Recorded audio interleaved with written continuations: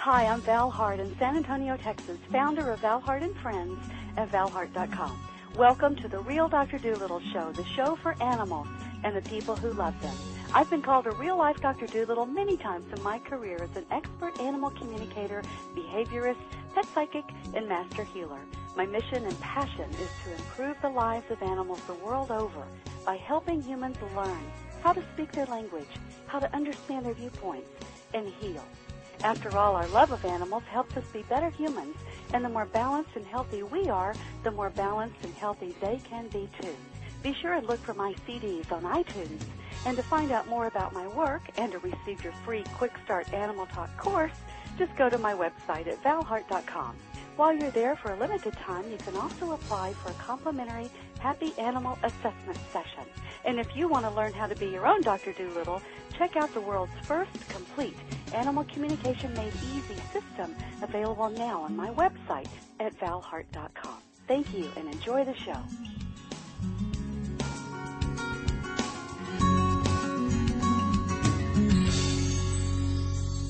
Hi, this is Val Hart, the real Dr. Doolittle, and today I'm talking with Dr. Bill Miller. He is an animal ophthalmologist whose current research includes corneal physiology and corneal wound healing, and he's also the PR spokesperson for ACVO, the American College of Veterinary Ophthalmologists. Guide dogs, handicapped assistance dogs, detection dogs, search and rescue dogs, they all selflessly serve the public. So, for the month of May 2012, and hopefully, and every year from hereafter, the American College of Veterinary Ophthalmologists, also called ACVO, is launching the 5th annual ACVO Marial National Service Dog Eye Exam event to help serve these dogs and other service animals who dedicate their lives to serving the public. More than 200 board-certified veterinary ophthalmologists throughout the U.S. as well as Canada and Puerto Rico will be providing free sight-saving eye exams to thousands of eligible service animals. Registration for service animal owners and handlers begins April the 1st, 2012. And to register, you can go to www.acvoeyeexam.org. ACVOEYEEXAM.org. Since the program launched in 2008, more than 10,500 service animals have been examined. And in addition to dogs, other service animals, including horses and even a service donkey named Henry, have received free sight-saving eye exams. Welcome to the show, Dr. Bill. Thank you, Val. I'm really excited to hear about this. You know, I have a miniature schnauzer. He's not so miniature. He's about 30 pounds. He's my almost 3-year-old puppy. When he was little, I was really occasionally concerned about his vision. He would run into things that I would think he should be able to see. And sometimes he didn't like to go into darker places. So I'm really interested in finding out more about vision and what to watch out for and how you know if you got a sight problem. So I'm really interested in the topic, and I love what y'all are doing. So tell us some more about what's going on. So I know we're in the registration period now. When does that conclude, or how long do they have to get in? Well, we'd like to have everybody registered by the end of April. We try to do all the eye exams during the month of May. Of course, most veterinary ophthalmologists will look at service dogs anytime during the year, but we'd like to have it all done by the end of May so we can add that information to our database. Got it. Great. Okay, that's really good to know. And again, let's give people the website again, just in case they want to jump on and do that right now.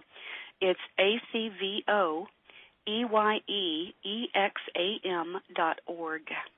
So what are the warning signs that a dog may have an eyesight problem? Well, they're pretty much what you would expect, Val. Okay. You may see a dog run into things. You may see a dog not seeing well in dim light. Of course, if your dog's as clumsy as I am from time to time, I run into stuff all the time. So it's true. I may have to have my eyes examined. Exactly. Move over, Fido. Let me put me on the table. It may be something as innocuous as just a red eye or discharge. from the eye or holding the eye closed. As I tell my owners, you're never wrong if you have any suspicion whatsoever to bring the animal in for the eye exam, because unfortunately with a nonverbal patient, many times eye problems are far in advance before we see them, because as long as an animal can still see out of one eye, they're pretty happy and healthy and don't complain very much, unlike their human counterparts often do. Yeah, true. Okay, so redness, discharge, holding the eye closed. If you suspect any problem at all, go ahead and get it checked out. It would be really important. Yeah, I know. I know in my work. I'm an animal communicator. I'm a vet. I'm a pet whisperer. So they can in fact tell us. Often they'll tell me they're light sensitive, or they've got a headache, or something is bothering them, or every time they blink it feels like it's scratching their eye, or something. But you just never quite know. And like you said, if you can't hear them, then give them the benefit of the doubt and get them checked out if you have any question, right? Well, I tell clients all the time, you're never wrong to call, and we're always interested. I'd rather you come in 100 times and it be nothing than not come in that one time and it be something we should have seen that pup for. Yes, and now we've got a blindness, or they've lost their vision. Mm-hmm. Yeah. Do they have things like retinal tears or detachments? They do. There's retinal tears, retinal detachments, essentially all the same problems that we as humans can get in our eyes. Our animal counterparts can do the same. Interesting. Wow. So what should an owner do if they think their dog has an eyesight problem? Just give a call and take them in, or? Well, I think the first thing to do is call your primary veterinary care provider. As an ophthalmologist, I only look at the eyes. Matter of fact, I tell clients all the time, my own animals, and this is the truth, see a regular veterinarian. Because I haven't done general practice or primary health care practice in 26 years. So the first step is, if you suspect an eye problem, is to take them to your veterinarian. And then if your veterinarian can't diagnose the problem or has more concern, then they'll probably refer you to an ophthalmologist. Okay. Got it. All right. So that's the first step. So once you notice that something seems to be wrong or might be wrong, you're suspicious, get them into your primary vet, and if they do think we need a specialist, then they contact someone like you, that you get a referral. That's exactly right.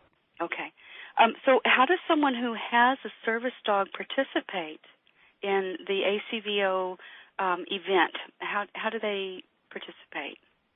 Well, it's very simple. Just what you said before. All they have to do is go to the website, the www.acvoeyeexam.org website, and they can register. And on that, they'll find all the information for the ACVO Mariel Service Dog Eye Exam program, which dogs qualify, because not all service dogs qualify. We have to have some restrictions, and I'll explain that in a minute. Okay. And they can also, once they register, they will be guided to a link where they can find a participating ophthalmologist in their area to provide that exam for them. Oh, cool. Okay. So what are the restrictions? Well, one of our goals in this is to actually develop a database that we can proactively help these service dogs in the future.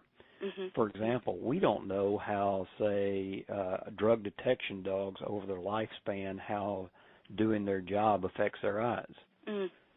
Conversely, we know that there were some dogs that were involved in the 9/11 attack that suffered some eye problems, but we don't know if any of those eye problems were pre-existing. So what we did was we had to put some restrictions, and our restrictions are listed out on the website of which dogs qualify and which dogs don't, so you can go to the website and find that out. But it's primarily to provide us, the restrictions are primarily to provide us with a database so that we can use that information to help dogs in the future and maybe prevent some eye problems. Okay. Anything interesting that you've discovered so far? Interesting stories or unusual, something you might not have expected? Oh, yeah. The very first year we did this, had a delightful guide dog named Quest come in. And his owner really hadn't noticed much of a problem, maybe a little bit of questionable when he turned to the left. And so this was the last dog of the day I had to look at. And, you know, everything had been normal up to that point. Well, I looked in Quest's eye, and in his right eye, he had a very rare optic nerve tumor, a tumor on his optic nerve. And, you know, it was pretty distressing because this dramatically affects this dog's ability to help his owner. Yes. And so what we were able to do is, with the help of Marielle, who is a great company because they have no eye products, but they as a pharmaceutical company in the veterinary industry, they saw the need for these exams and are helping us to provide them. They provided some expertise and some care, and we were able to treat that dog's tumor and keep that dog in service for an extra year. Wow. And as a result, the owner was able to then, as Quest no longer could do his job, he was able to transition to another dog. But the value there is, you know, we kept Quest and his owner together for an extra year, but we were able to keep Quest in service for an extra year, and consequently that provided another service dog to a visually handicapped person. Right. Yeah. You know, I could just feel, too, I mean, a service dog who's giving their life to serve their person in such a powerful way, you know, such an all-encompassing way that makes their person's life livable, you know, manageable. Yes. And that is their purpose here. I mean, that is the reason they're here. And then for them to come in and, you know, and have this problem and all of a sudden be thrown out to pasture, so in effect, you know, it's like, okay, now not only are you suffering, but you can't do your job anymore. I just think that would be really, really hard, not just for the person, but for the dog. You know, these dogs that's are their so life. dedicated. These dogs are so dedicated. Yeah. And, you know, some of the interesting things we found is I got to meet some of the most interesting dogs in the country. For another example is a skipper key. Oh. Little old bitty black dog. This dog is the leading forensic cadaver dog in the country. Really? Wow, I didn't know that. Has found, you know, bodies and horrible things like body parts that people have tried to get rid of, and has been instrumental in solving a number of crimes. Wow. And just a delightful dog. You wouldn't figure a dog this pleasant and this nice to be around to have such a gruesome job. Yeah. Well, I'm sure that from the dog's perspective, it's not so gruesome. It's interesting. No, it's following just a way his nose. It's just a way to get that tennis ball. That's what. Give me more body parts. I just want the ball. Forget the parts. Just give me the ball. All right, I found the parts. Skip the body. Yeah, that's wonderful. I love that. Oh, gosh, that's great. Well, it's interesting too because, like you said, the nose. You know, dogs get so much information from their nose, from their scent. You know. Yes, they do. And then here they are. You know, we're talking about vision. So if a dog does lose their sight, or goes blind in one eye, or something like that, what happens to them? I mean, how do they recover? They learn how to live. How's that process? Well, many times if we catch the eye problems early enough, we can either correct the problem and maintain sight and maintain vision. But let's say the worst case scenario. Let's say a dog does lose vision in one eye, you know, or lose vision in both eyes. The amazing thing about dogs is they don't feel sorry for themselves.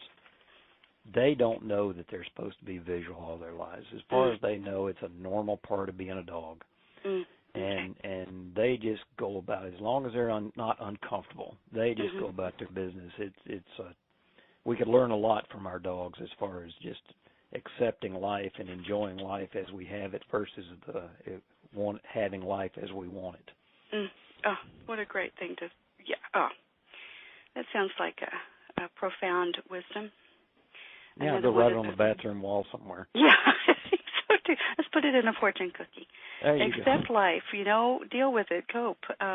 Keep going. Life is rich, even if you lose one sense, we have other senses. You bet. You bet. Yeah, I love that. Can you tell us any other fun stories? I know the one about Henry got me. I thought that was wonderful. So, and there are therapy horses and therapy donkeys. I don't know if they're therapy cats or not. Therapy lap cats. I don't know. Well, if they're like my cats, their therapy is making sure you serve them properly. That's correct. Their service to humanity. That's right. Keep us in line. That's right. Oh, there's tons of great stories. Not so much for service dogs, but let me tell you this one story because if I can keep from crying. I had a client come in one time, and his 17-year-old dog had cataracts. Mm. And he'd had cataracts for 3 years. And he told me, he says, I planned to do the surgery, but my wife died 3 years ago, and I was so involved in that that it was tough. And I'm just now to the point where I'm really able to deal with that. And so he brought his dog in. The dog, fortunately, turned out to be a good candidate for surgery. Okay. And so we did the surgery. And long story short, every morning his wife used to fuss at him because he would sit at the breakfast table, read the paper, drink his coffee, and the dog would take a tennis ball and push it up into his hand until he would kind of take it from the dog and absentmindedly throw it. And his wife fussed at him every day for that. Huh. Well, 2 weeks after the surgery, he was sitting there minding his own business, reading the paper, drinking his coffee, and for the first time in 3 years, he felt a tennis ball. Oh, my goodness. Oh, well, that made me cry, too. Wow. I love that. So. And I'm betting it didn't take him long to play ball. No, he, excuse me. He is a great guy, a great client, and he passed away recently. Oh, I'm sorry. But anyway, as he said, for that moment, I had my wife back. Wow.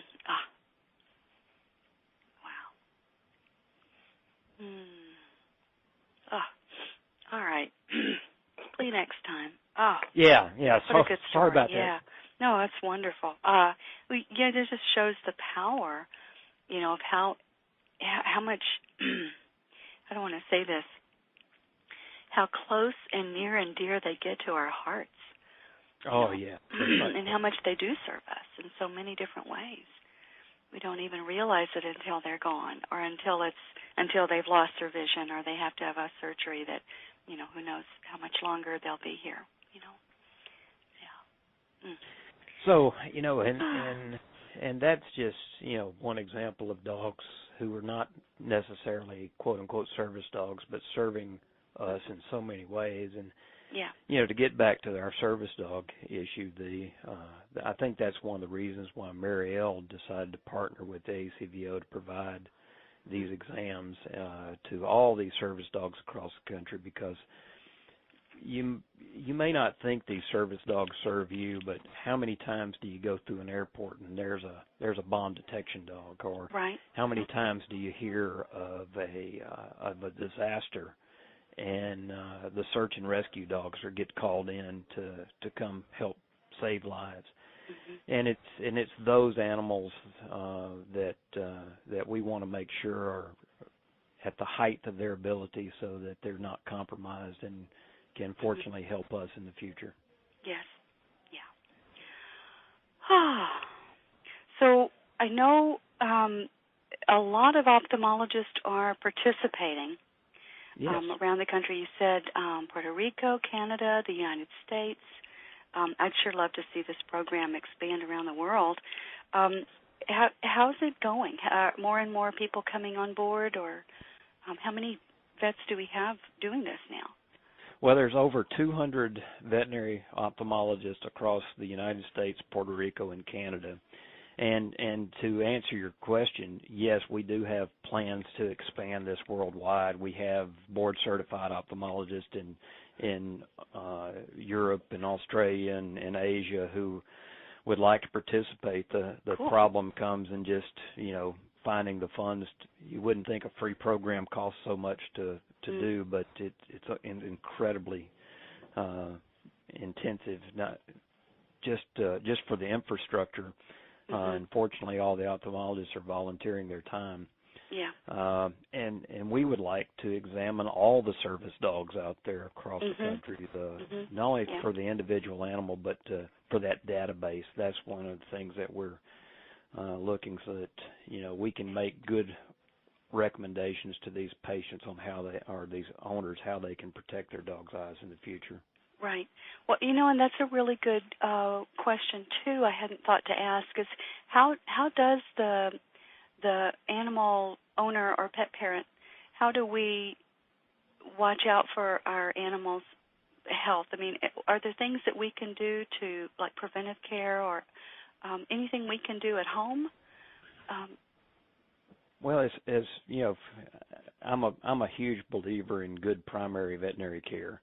Sure. And good preventive care, and I think that's number one. Okay. And then if you see an eye problem or you suspect an eye problem or you're just concerned about an eye problem, contact your veterinarian sooner rather than later. Right, don't put it off.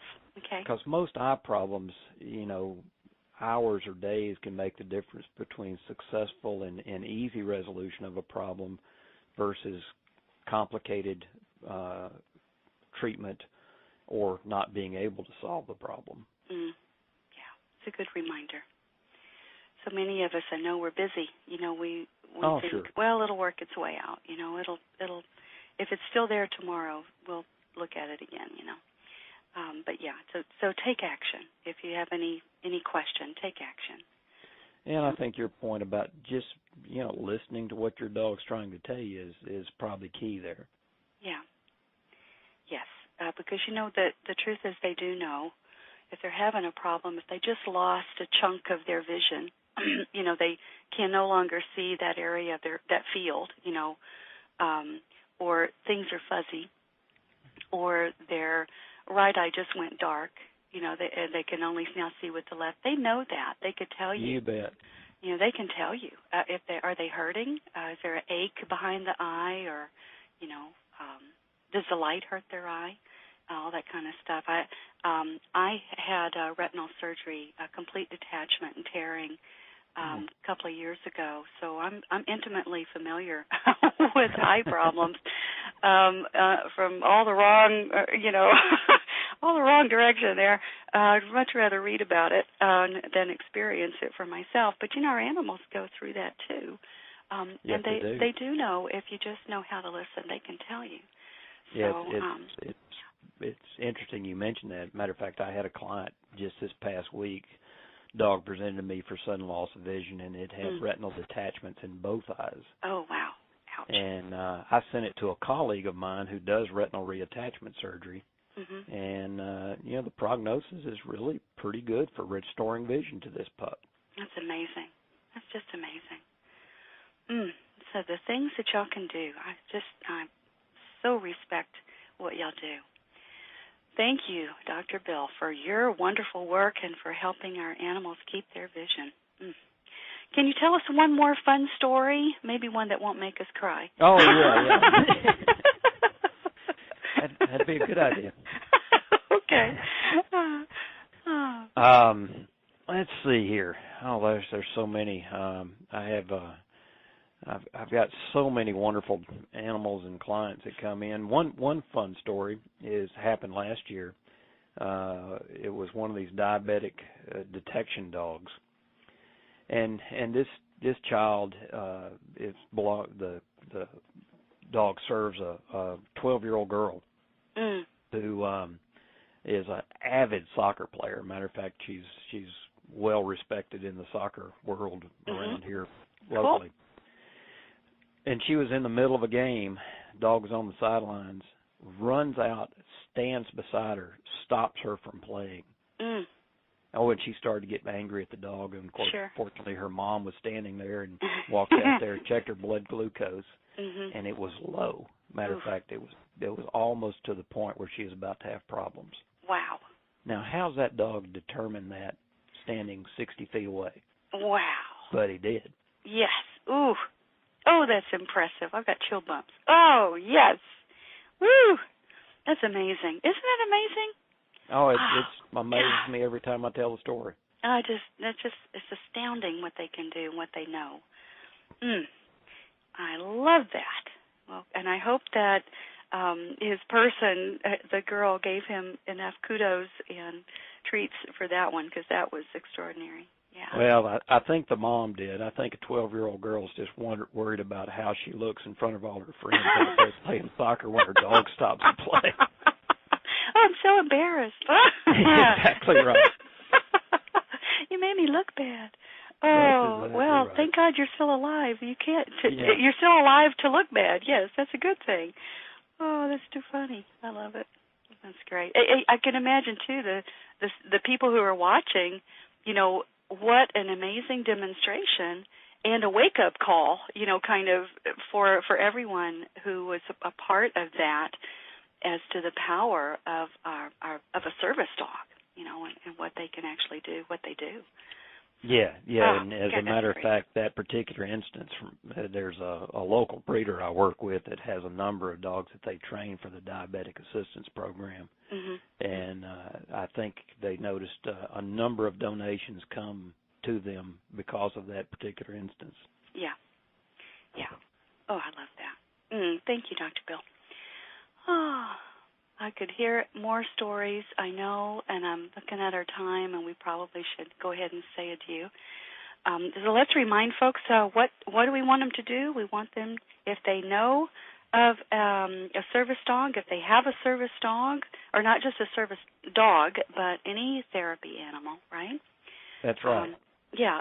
We want them to go to acvoiexam.org to register, find out more information, to get their link to a participating vet, and have their animal checked out. Anything else? Well, I think that's got it, Val. And right. You know, if you know of a service dog, if you know police dogs that are out there, right. We want to check those. We want to check our detection dogs, our standard service dogs, and all those animals that qualify are listed on the website. Right. And we just look forward to seeing as many of these dogs this year as we can. Yes, I'm looking forward to hearing how many get to participate this year. And again, the time frame, right now it's the middle of April, so get on with it. You have through the end of April, I think, to register. That's and correct. Then the exams actually will be in May. And hopefully next year as well. But if you notice a problem with your animal's vision, if you even suspect a problem, cloudiness, redness, squinting, anything that makes you think something's up, discharge, any of that, get them checked out. Do your best friend a favor. Be their best friend and get them checked out. Yeah. That's right, Val, and we appreciate you getting the word out for us for the ACVO Mariel Service Dog Eye Project, because without people like you and the service you're providing, we would not be able to serve near as many animals as we have been able to. Yeah. Well, I'm delighted to support a very worthy cause. All right, so I'll let you go on about your day, and I thank you so much for the stories and the tears and the laughs. Well, thank you, Val. You're welcome. Thank you. All right, we'll talk to you later. Bye-bye. Bye.